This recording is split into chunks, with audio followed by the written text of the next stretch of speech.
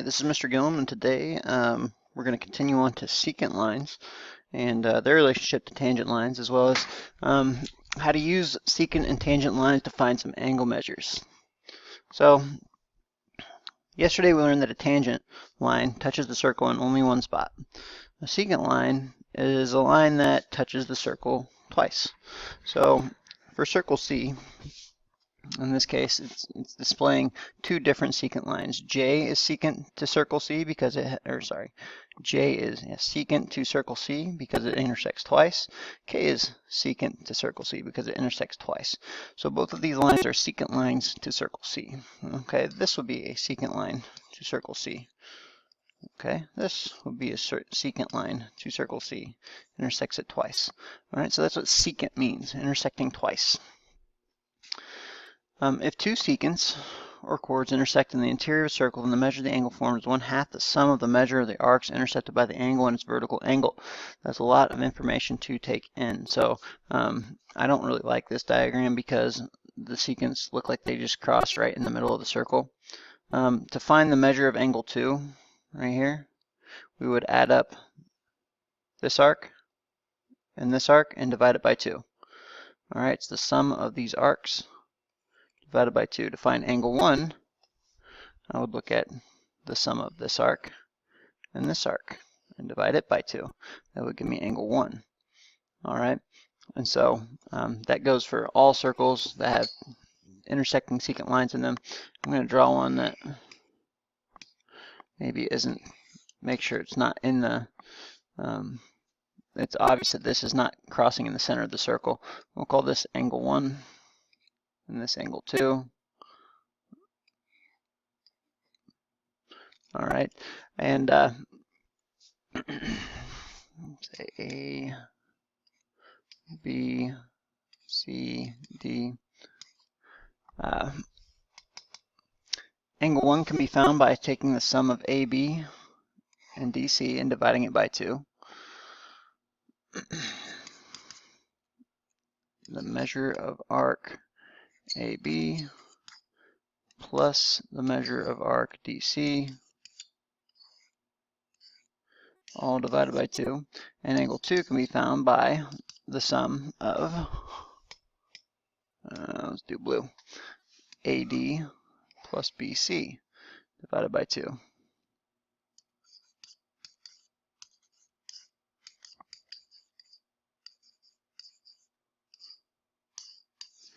Okay, and so it doesn't have to be in the center, it can be anywhere, and that's how you would find the measure of that angle on the interior of the circle.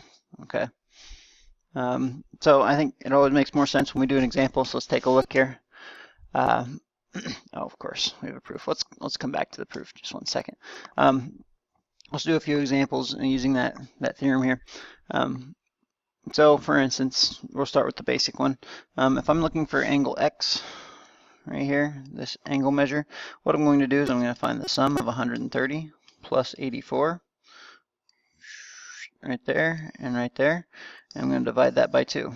So in this case, we're talking 214 divided by 2, or 107 degrees. Okay? Just like that. So I know that X would be 107 degrees. So it's the sum of the arc lengths divided by 2. It's like the average of the arc lengths. That is equal to X. And if there was an unknown there, we would know it's vertical. It would be also equal there. Let's do the next one here. Okay, again, we're looking for X degrees right here, this little guy.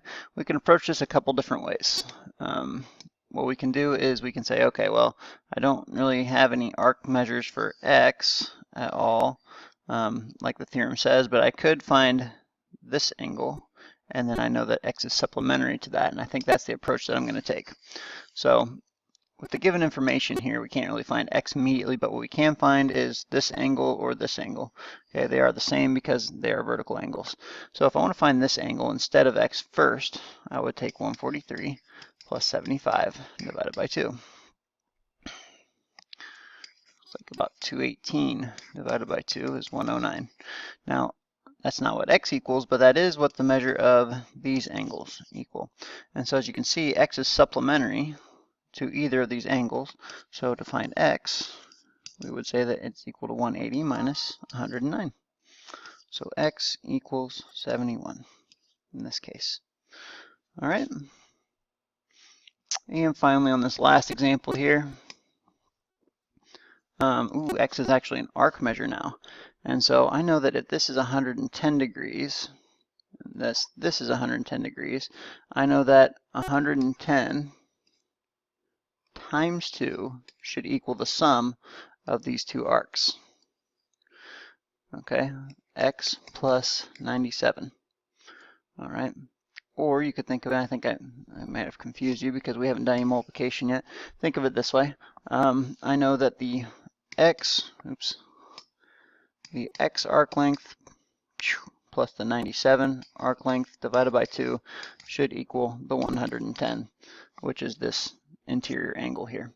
And then I would multiply it by 2. Say x plus 97 equals 220 minus 97 equals 123. Okay, so there you go. There's that theorem in 3 different examples and 3 different ways we would use that theorem to solve some different unknowns. Let's take a look at this little proof here. And it's been a while, so I want to talk about exterior angles. Back when we did exterior angles, it promised us that this angle was equal to, let's call him A, is equal to the sum of B and C. Angle A is equal to angle B plus angle C. It's been a long time, but we call that the exterior angles theorem. And we're going to use that in our proof today. So let's take a look at all the stuff that we are given. It says line HK and line JL intersect at M. Okay, that's obvious in the diagram there. We're trying to prove that measure of angle 1 is half the arc length of HJ and LK. Okay, and so the first thing we're going to do is obviously write the given. And then we're going to use this exterior angles theorem. Okay, and like I said, it's been a while, but angle A does equal angle B plus angle C. And that's what we're doing here as well. I know that this is, if I draw this little line here, this auxiliary line, it's already written on your paper, but I do know that angle 1 is equal to this guy plus this guy. All right, and that's going to be important for us here in a second. That's the exterior angle theorem. All right, so this outside, if you tilt your head sideways a little bit, is equal to the sum of those two. Measure angle MJK is equal to half the measure angle, of arc LK. So this guy is equal to half of this arc length. Okay, now that's what we learned yesterday. This is an interior angle inscribed on inside of a circle. Its measure is half the arc length. Okay, and so we're just gonna literally, we have to write that down because there's no quick name like exterior angle theorem. It's just, this is what we know. This is always the truth. All right, that goes the same for MKJ, angle MKJ. So MKJ right here, this guy is half the arc length of that guy. And again, it's because this angle is inscribed in the circle. And so it's half of the arc length. All right, and so we kind of combine those into the same step there. From there, I know that measure angle 1, if I substitute in MJK and I substitute in MKJ, measure angle 1 is equal to half of measure angle arc LK and half of measure arc JH. And finally, what they're doing here is they see that there's a common factor here of 1/2. They're going to take that outside. We call it factoring, but it is just the inverse of the distributive property, so we're just going to call it the distributive property. Okay, and so at the end of the day, we have proven that measure of angle 1 is equal to half the measure of arc JH plus the measure of arc LK. So exterior angles theorem, it's a good one to think about and remember. So there you go. Get a little proof action today. We have a couple more things to talk about here. One of them happens to be if you have a secant line that intersects the tangent line at the point of tangency. Angle 1, again, is half the arc length, and angle 2 is half the arc length. All right. So it's almost exactly like this guy right here. Okay, something we've already learned about. It's almost inscribed, but kind of, because it crosses at the point of tangency. Right here, this angle is half of this arc length. This angle is half of this arc length. Okay, so very, very similar to what we've talked about in the past. Let's take a look here. So again, we're going to start very basic. If I need to know the angle QPR, I'm looking at this angle. What we have here is a secant line intersecting a tangent line at the point of tangency. That tells me that this angle is half the measure of the arc. So I would say that angle QPR equals 148 divided by 2. 74 degrees. All right, it's very straightforward. If I wanted to find RP, whatever we could call this X, RPX, I could do the same thing. I could find how many degrees are in this portion of the circle divided by 2, and that would represent this angle length, angle measure, I should say. Okay, if I'm trying to find the arc length of DEF from here all the way around, I know that this guy is 64, and if I continue to extend this line a little bit, I know that these are supplementary. 180 minus 64, 116. This guy is 116, but that is half of the arc length around here. We have a secant line intersecting at the point of tangency of a tangent line. So if 116 is equal to the measure of arc DEF divided by 2, then we can solve for arc DEF by multiplying both sides by 2. 232 equals a measure of arc DEF. I don't know why I put an angle sign in there. There we go. Okay. All right, so all the angles that we have when we had intersecting lines were inside the circle on the last slide, as you can see. Okay, they intersect on the edge of the circle here, edge of the circle there. And we had a little bit of stuff yesterday where the lines were intersecting inside the circle. And now we have some stuff that we're looking for the angle outside the circle. Okay, so those secant lines where they intersect outside the circle. And it's always the same relationship, whether the secant lines both go through, whether we have a secant line and a tangent line, or whether we have two tangent lines, okay?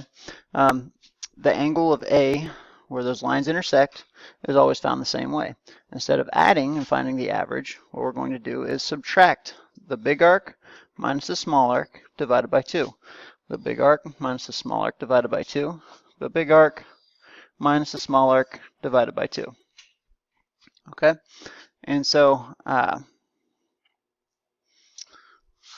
measure of arc DE, measure of arc BC, and then divided by 2. For over here, BDC minus BC, all divided by 2. Okay? So, let's take a look here. And we're going to find the measure here of angle L. And so what we're finding is this angle outside. So instead of adding and dividing, we're going to subtract and divide. So I know that this is 102 degrees here. Then the rest of this arc length must represent 360 minus 102. So we're going to say 258. Okay, so this arc length all the way around is 258. We're going to take 258 minus 102 and divide it by 2. And that's going to represent the measure of angle L. And so what we have here is the measure of angle L equals 156 divided by 2, and that equals 78 degrees. Again, it's always the same relationship if we're looking for that angle outside the circle. If I know that the angle here is 56, and that should equal the big arc minus the small arc divided by 2, we first need to find what the big arc is. That can be represented by 3